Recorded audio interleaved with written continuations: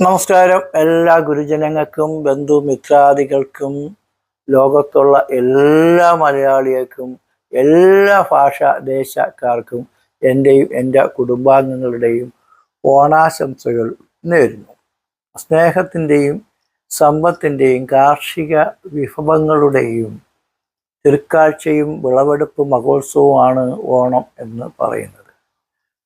പല രാജ്യങ്ങളിലും ജീവിക്കുന്ന മലയാളികൾ അവരേത് രാജ്യത്തിൽ ചെന്നാലും അവിടുത്തെ സുഹൃത്തുക്കളോടും രാജ്യക്കാരോടും ജനങ്ങളോടും സ്നേഹം പങ്കിട്ട് നമ്മുടെ ആശയങ്ങളും അഭിപ്രായങ്ങളും മഹാബലി തമ്പുരാൻ്റെ കാര്യങ്ങളിലൂടെ ലോകത്തെ നല്ല മാർഗത്തിൽ കൂടി നയിക്കുകയും ചെയ്യുന്ന ഒരു വലിയ ആഘോഷമാണ്.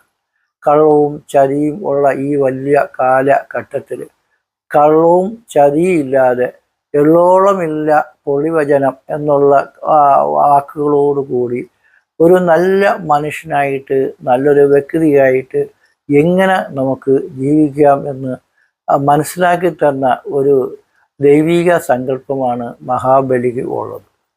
മഹാബലിയെ പാതാളത്തിൽ ചവിട്ടിത്താഴ്ത്തി അതുകൊണ്ട് പ്രജകളെ കാണാൻ വരുന്ന ഒരു ഘട്ടമാണ് തിരുവോണത്തിന് ഉള്ളത് എന്നും വാമനനാണ് ഈ ക്രൂരകൃത്യം ചെയ്തതെന്നൊക്കെ പുരാണങ്ങൾ പറയുന്നെങ്കിലും അതെല്ലാം നമുക്കെല്ലാം നഷ്ടപ്പെട്ടാലും മറ്റുള്ളവർക്ക് ദാനങ്ങളും ധർമ്മങ്ങളും ചെയ്യുന്നതാണ് ഏറ്റവും പുണ്യം.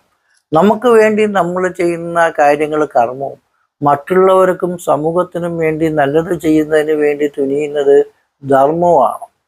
അതുകൊണ്ട് നമ്മൾ ചെയ്യുന്ന കർമ്മങ്ങളും ധർമ്മങ്ങളും നമുക്കും നമ്മുടെ സമൂഹത്തിനും എല്ലാവർക്കും സർവ്വജന്തുക്കൾക്കും അതേപോലെ മൃഗപക്ഷികൾക്കും ഒക്കെ നമ്മുടെ സ്നേഹത്തിൻ്റെ വാത്സല്യത്തിൻ്റെ അനുഭവം ഒരുപോലെ നേടിത്തരുന്ന സന്തോഷത്തിൻ്റെയും സമൃദ്ധിയുടെയും ഐശ്വര്യത്തിൻ്റെയും കാലമായ ആഘോഷമായ ഓണത്തിൻ്റെ ആശംസകൾ നിങ്ങൾക്ക് നേരുന്നു. നിങ്ങൾക്കും കുടുംബത്തിനും സഹോദരാദി ബന്ധുമിത്രാദികൾക്കും സർവ്വരാജ്യത്തും ജീവിക്കുന്ന എല്ലാ ജനങ്ങൾക്കും സമസ്ത ജനങ്ങൾക്കും എൻ്റെയും എൻ്റെ കുടുംബാംഗങ്ങളുടെയും 1000 ഓണാശംസകൾ നേരുന്നു.